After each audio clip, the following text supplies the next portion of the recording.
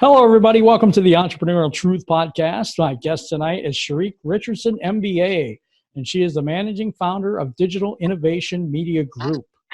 They specialize in WordPress, web design, SEO, and social media management for small business owners in the professional service industry. Her education and MBA in marketing and professional experience in marketing and sales. She is a former top pharmaceutical sales rep who generated over $300 million in sales and is a former manager of Duke's Radiation Oncology Clinic. She loves speaking to businesses and professional organizations on how to maximize their digital presence. Welcome to the show, Charique.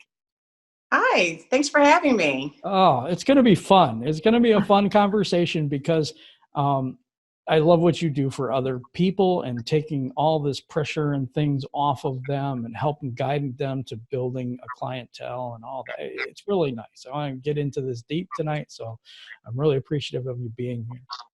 Thank you. So, thanks for having me. For the first question, I always ask this, and what lit your fire inside to become an entrepreneur in the first place? Well, for me, I saw entrepreneurship all around me growing up. My grandfather was a serial entrepreneur. He had a car dealership. He sold insurance. He was a pastor. So he was always, doing business. He built homes and he owned real estate. So I was always watching him. And so that kind of lit a fire in me. Even though when I got to college, I wanted that working girl. You saw that movie where she's in the office and she turns around and she calls a friend. She's like, guess where I am?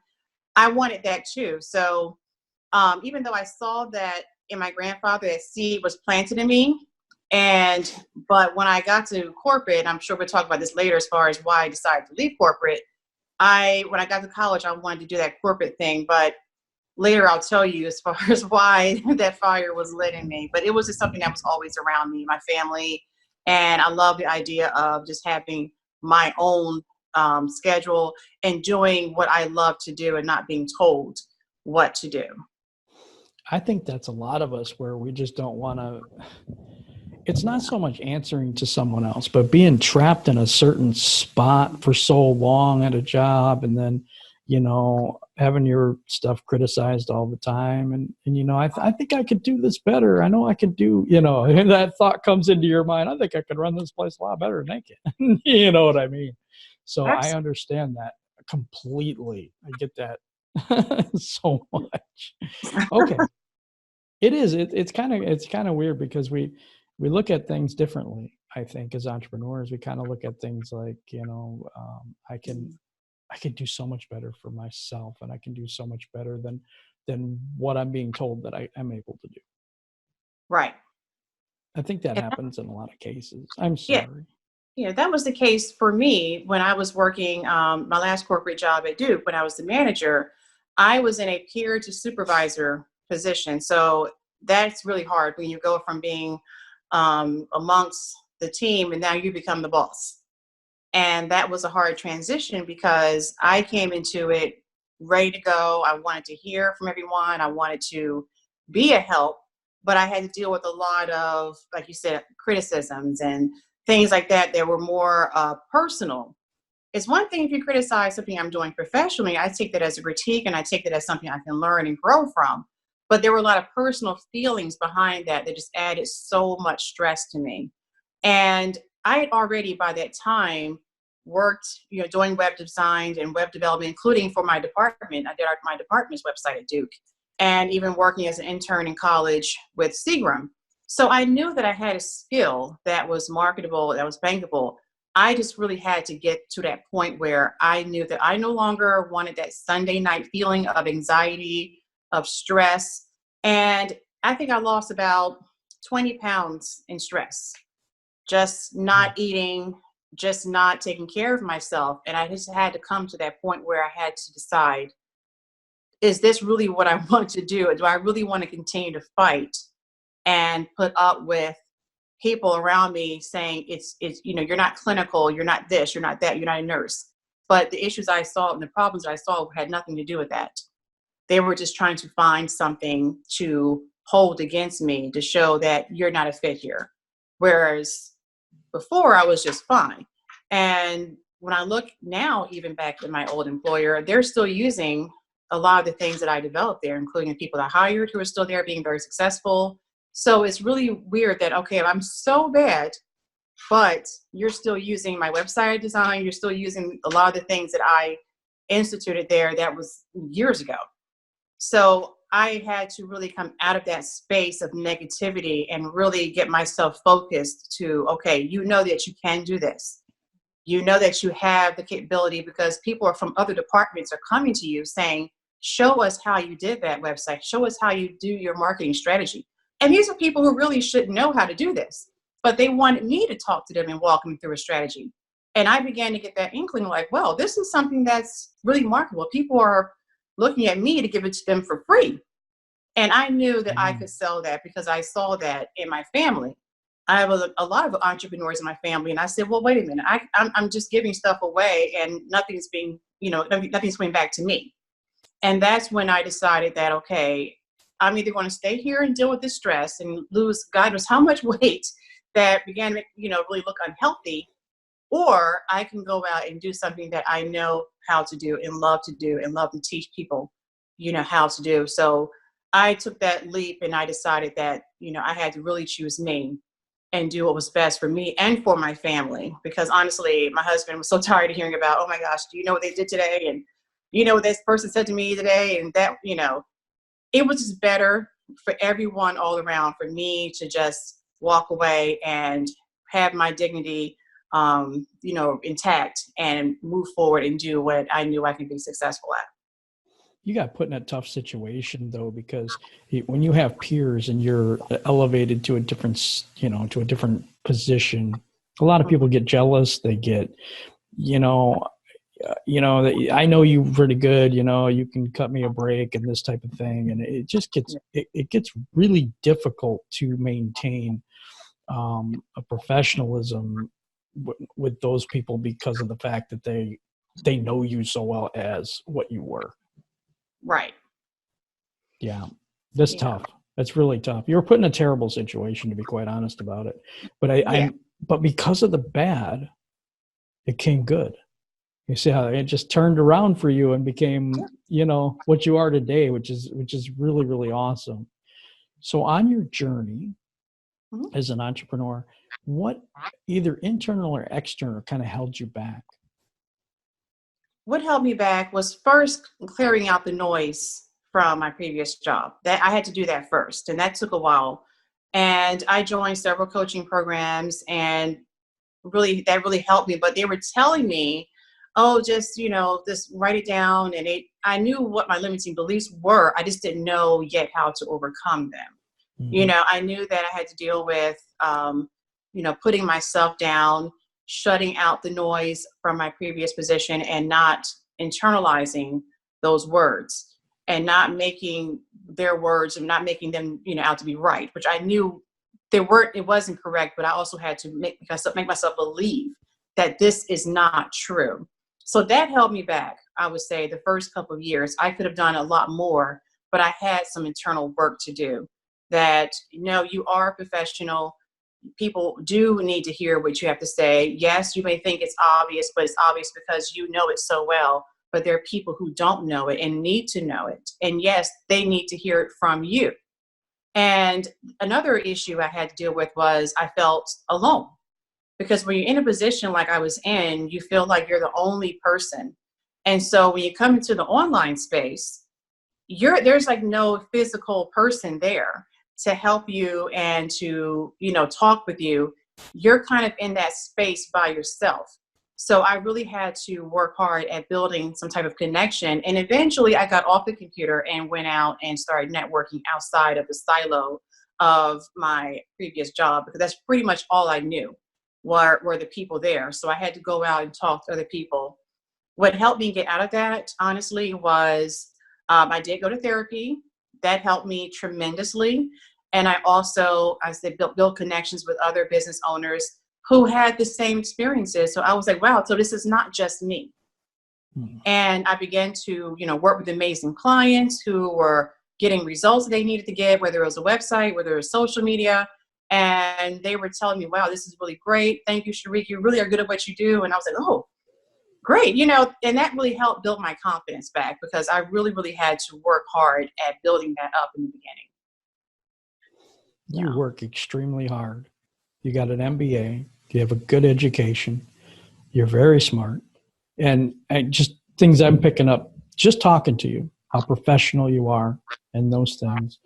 When we made the leap to go from the job to what you wanted to start, explain that departure and then how you built up where you are now. So what made me make that final decision, well, not only because it was very stressful every day, but I had to stop and look at, where I was. I prayed for that job. Honestly, when I look at that whole situation, I prayed and prayed for that promotion, even though I felt an inkling telling me, you don't really need this. You can do this on your own. But I felt at that time, well, I know I can't do this. I need this job. And it's weird because a lot of times God will say, okay, I'm going to show you. You say you need it. I know you don't need it, but I'm going to show you exactly I'm going to give you what you asked for, and you will understand why the journey to get this was so hard. Because then I found myself praying, get me out of this, God. Like, okay, I prayed for it, now get me out of here. So the final straw was I had a manager who was over me, and she was known to be someone who was very devious. She was known to she loved being the bearer of bad news.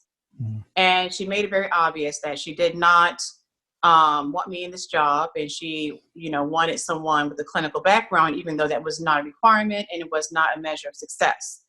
She had people that she felt could do better. So she began to document me. Every little thing I did, she began to do a paper trail of me. So what I found out, she even had me sign paperwork. And I found out at the very end from my department's HR person, she said, there's nothing on file for you. You realize that? So those papers that you signed, they don't mean anything. So that was basically a threat that if you don't leave, we are going to continue to do this paper trail on you until you're fired and no longer able to be employed at this institution, not in another department, but not in the institution in its entirety. And she said, no. If anything were to be put against you, I would be the first person to know that because that is what I do. And nothing has crossed my desk for you. She said, this woman is basically trying to get rid of you and she has you on a tightrope. Mm-hmm. And at that point, I said, this is not even worth it. I've been healthy. I haven't slept. I'm not eating. And I knew that I had to make a decision. So honestly, when I went to her office, I told her I resigned. And my last words to her were, I know my worth. And I walked out. Because honestly, the job did not pay. You would think they were paying me well over 6 figures. They were not. They purposely underpaid me. They overworked me and put me in the most uncomfortable working position to where I had no choice but to leave. And I had to make it up to myself that I'm either going to stay and fight at the risk of my mental, physical, and emotional health, or do what's best for me. And now looking back in hindsight, I know that was the best decision to walk out and leave. So that was the final straw for me when I found out that this was basically a threat. And she was in a position to do it. And I knew that it wasn't anything of my performance, it wasn't anything of me, but she just basically did not want me. And she was basically that kind of person where she was well known for doing this to other people. She was basically legendary in this institution for doing things like that. And unfortunately, she became my manager. And that was it, basically. I decided that I'm more important. My work is more important. I made, God knows, a lot more money for less headache. You know what I mean? Yeah. So it wasn't even about the money. It was more so of me wanting to be there for the patients and for the staff. And this was getting in the way of that, to where I'm here to help them be more successful so the patients can get better treatment. And you're blocking me from that. So it just got to the point where it just was no longer worth it. And I felt that it was time now for me to do that thing that I knew I wanted to do. How long did the transition take between leaving that job and getting your business profitable? It took about a year because I did coaching. I hired a coach. And yes, I made money. I had clients, but when I got to where I can actually look at myself and start doing financial reports and things like that, not just a one-off here client there, client there. It took about a year, and it was basically me just following a lot of the guidelines that the coaches were giving me and just listening. But I had to stop and realize that I can do everything they tell me to do, but if I don't believe in myself, if I don't believe in my abilities, nothing is going to work. Yeah, So that's what absolutely. took a little bit longer, because I had to do a lot of mental work first. The mindset part, I think that a lot of times people start businesses, and especially when you're leaving a toxic situation, that you think if I just do this and I just do that, it's all going to work out. But there is a whole mental, and I even say spiritual side of that, where you really have to have faith. You really have to have a belief in and for me as God and in myself, my own abilities to actually do what I claim, because I found that my content wasn't believable. It wasn't doing anything. It wasn't improving anything. And I was just basically writing what I saw others doing, or writing what my coach was suggesting, but it wasn't me. It wasn't personal. So once I began to get really personal and share more and be more of myself and be comfortable knowing and loving myself, then I began to see better results in my business. That's great. And to let you know, and I've said this before on this show, God is welcome on this show. So I'm just Oh, letting you know. Some people won't talk about religion or stuff like that, but it's your core belief, and that's something that I don't want to shy away from as a host. I won't do that. It's my show. I do great. what I want, kind of thing. But yeah, I believe that you had to believe in yourself, and I think the situation and the things that you went through were setting you up to succeed, not fail. You know Yeah. what I mean? That everything that's happened to you negative in this situation that you were put into, Mm-hmm. number one, you probably would have never left if it would have happened any other way, you Right. know, and you wouldn't have realized your full potential, I don't think. So I in think, some ways, it's a thankful thing in a way, you know. yeah, absolutely. Because there's so many people that are still there and they're miserable. They've confided in me that they're unhappy, but they just are not that at that point where they can do something about it. And I've had people confide to me, well, I don't like it here. I know I'm not being paid well, but oh well, I work here, because the whole mentality there is it's an honor to work for us. People take pay cuts to work for us. So they're being fed this mentality of accepting less, and they're believing Mm-hmm. that. And if it wasn't for me, having a previous experience as a pharmaceutical rep who doubled my income and tripled my bonuses, if I hadn't had that experience before, I would have probably, like you said, I still would have been there just doing the regular Monday morning blues. Yeah. And right. So, I mean, so for me, I know they may look at me and say, oh, that's a cautionary tale.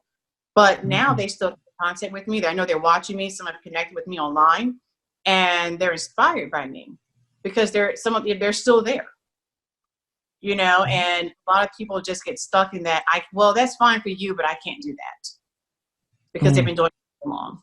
Because they're limited in their beliefs, because this place is Yeah. actually limiting their beliefs and their self-worth. Right. Wow. So you go in, and now you're into your business. Explain the clients that you serve and what you do for them in your agency. So the clients I serve are in the professional services industry. So that's law, real estate.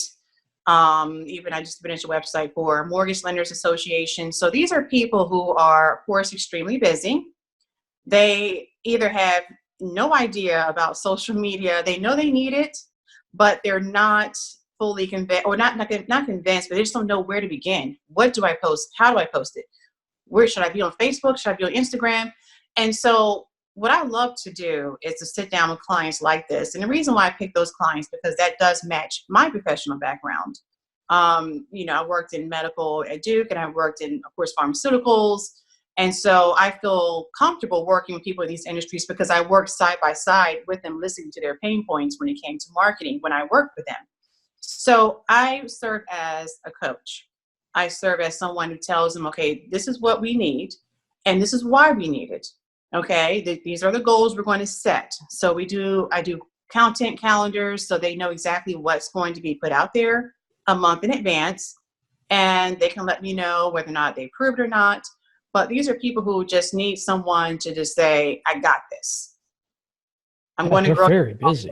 Yeah. I'm going to give you a more professional image, because most of them have websites that are just out there. They put something just to have something out there.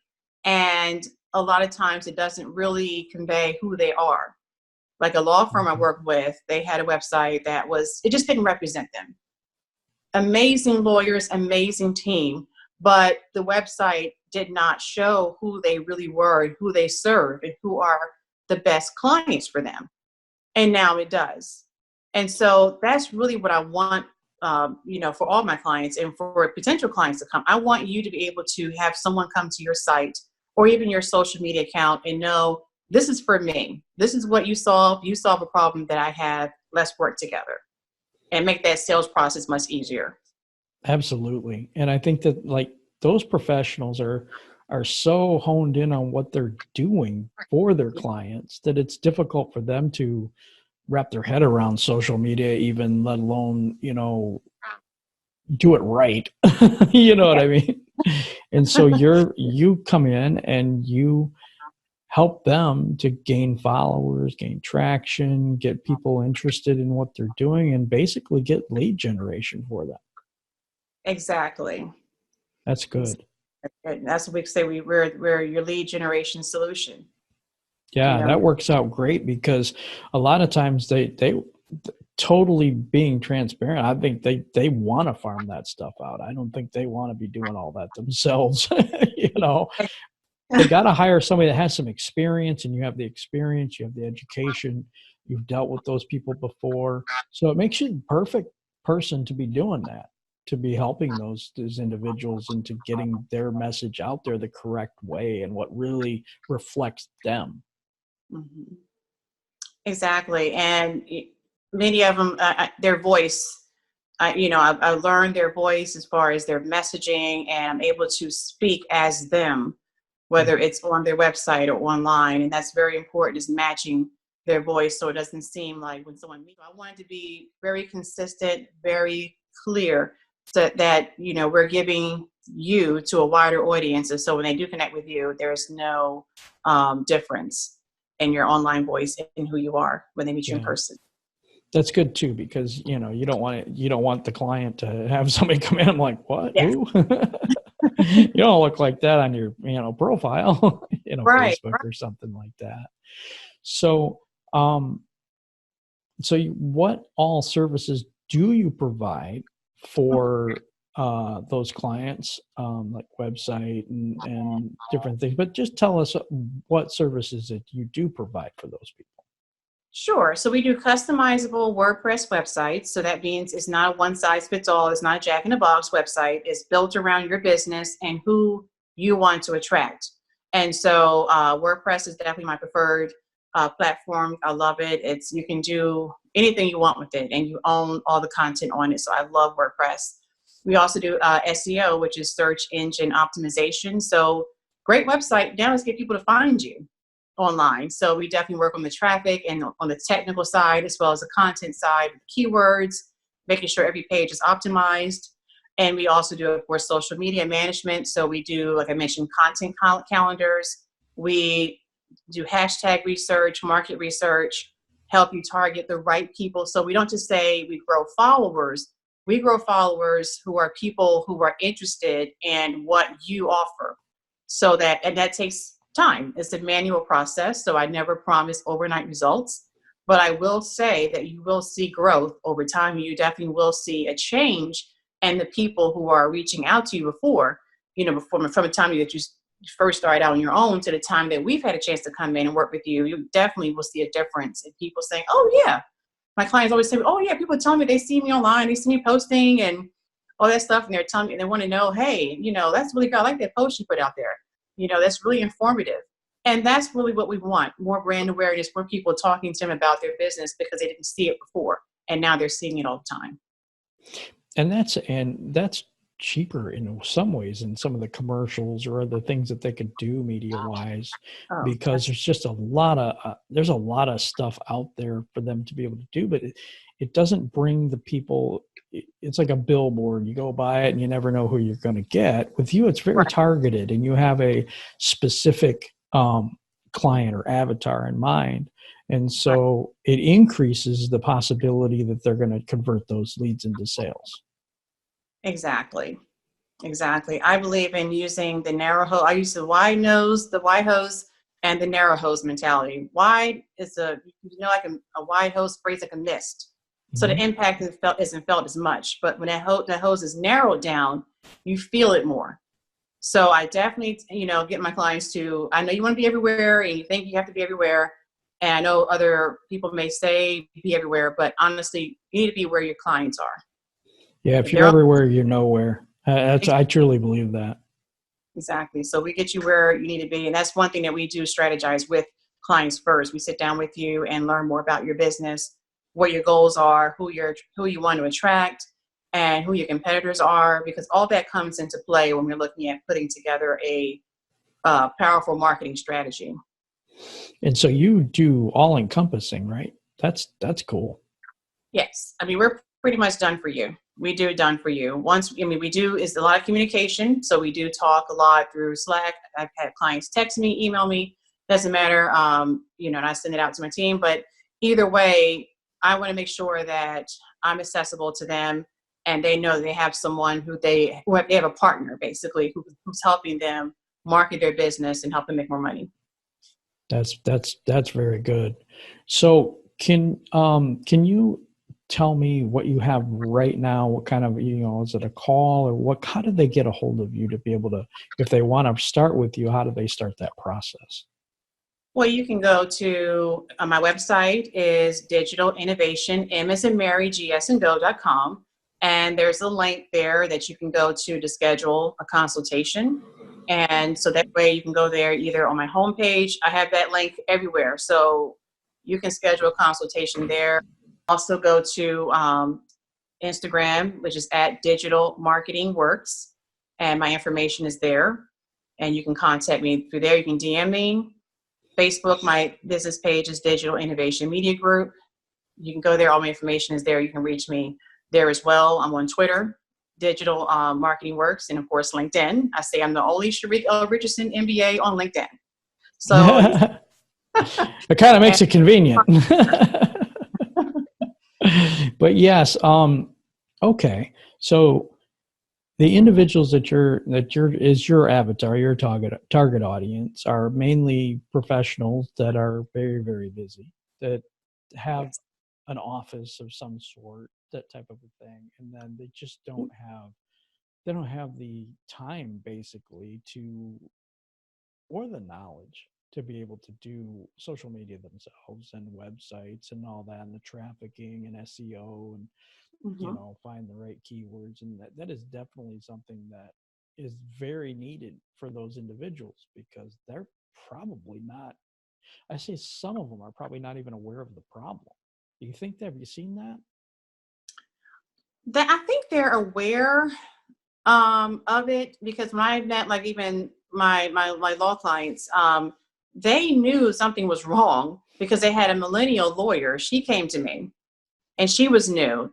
Most of them probably felt, well, it seems fine, but she brought it to their attention and brought me in saying, we need her to help. And so a lot of times, if it's not, sometimes I don't want to say ageism, but sometimes the older ones may not see a problem unless they notice that, hey, I'm not getting as much money, I'm not making as much anymore. And they know that there's Facebook and Instagram out there, but they're just like, well, I don't know anything about that. That's not for me. So that's why I say I do a lot of educating on why you do need it. So I speak also to a lot of professional organizations so they understand the need for having a professional website and what does it take to have a website that actually works for you. And also talk about social media and finding the right platform for your business and how you can position yourself as an expert in your niche. Because one thing that my clients have in common is that there are millions of people who are in real estate, law, dentists, and things like that. So they really have to work even harder to differentiate themselves from their competition. Yeah, definitely.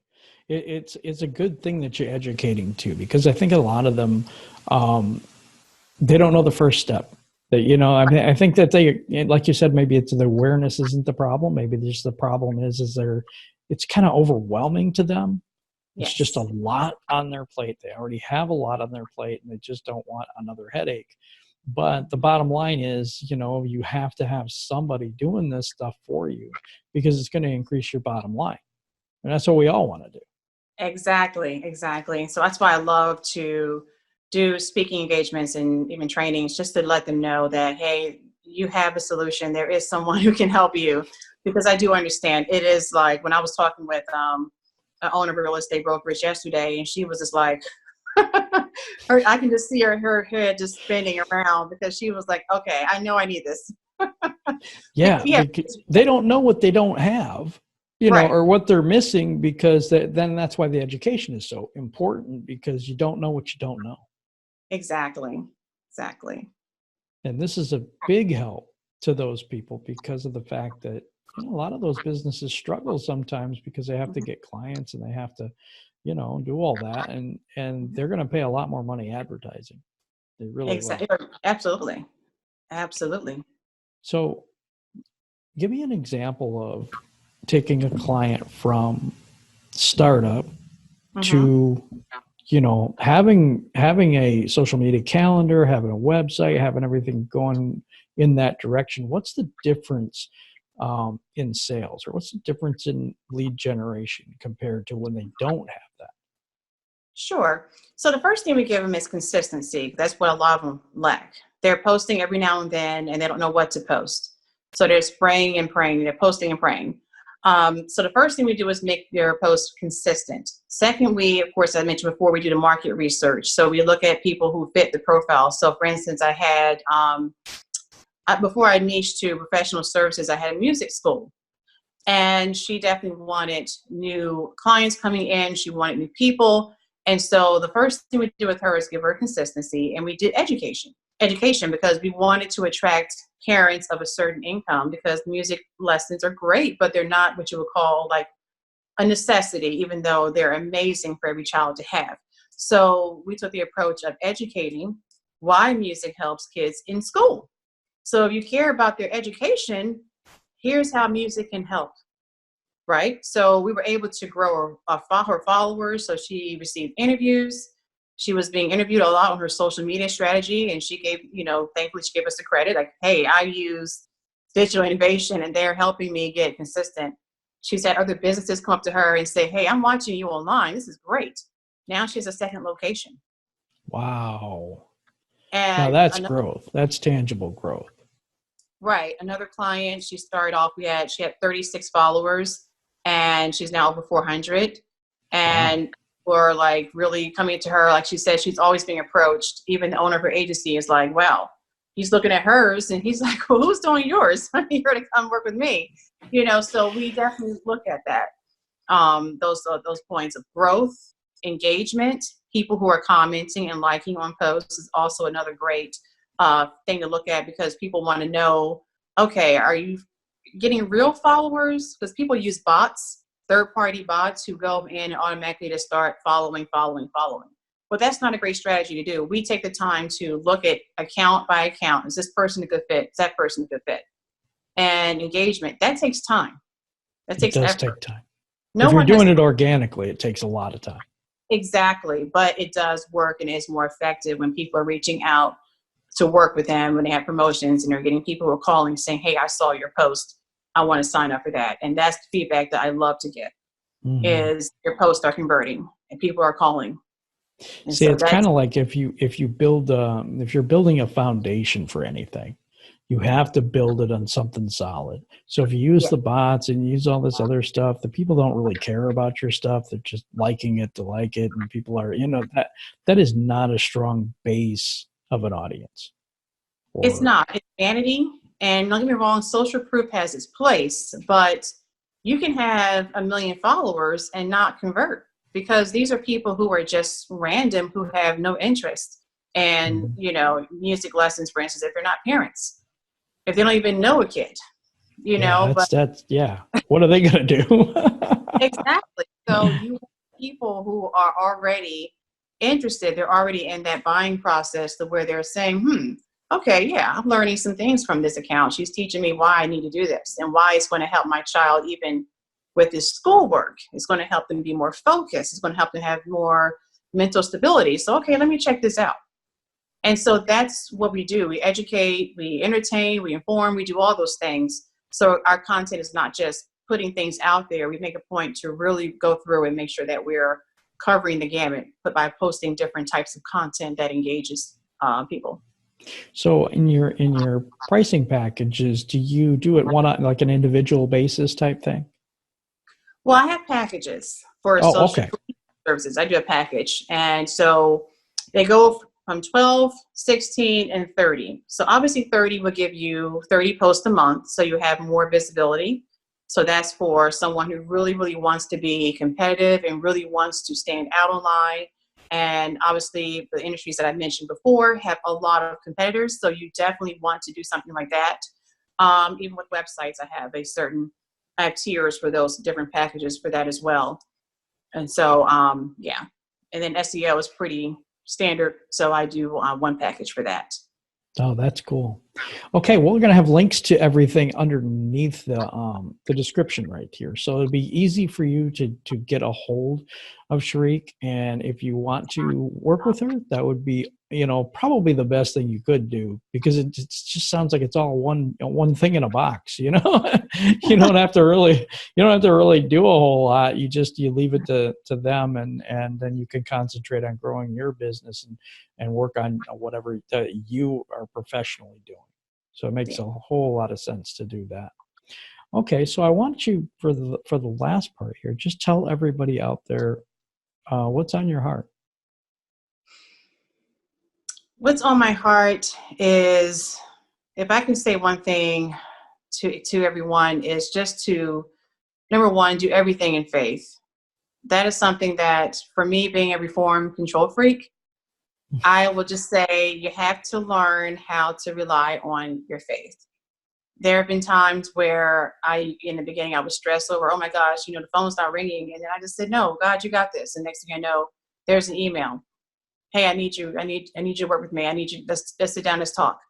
So really just take those leaps of faith, whether it's making an investment, whether it's hiring a coach or expanding your team. Get used to being uncomfortable. Get used to not feeling comfortable, because when you're comfortable and content, you're going to find that you're not growing. So definitely just, try to do something that's going to make you stretch your abilities. And you'll find that when you look back that you will be very thankful that you did that.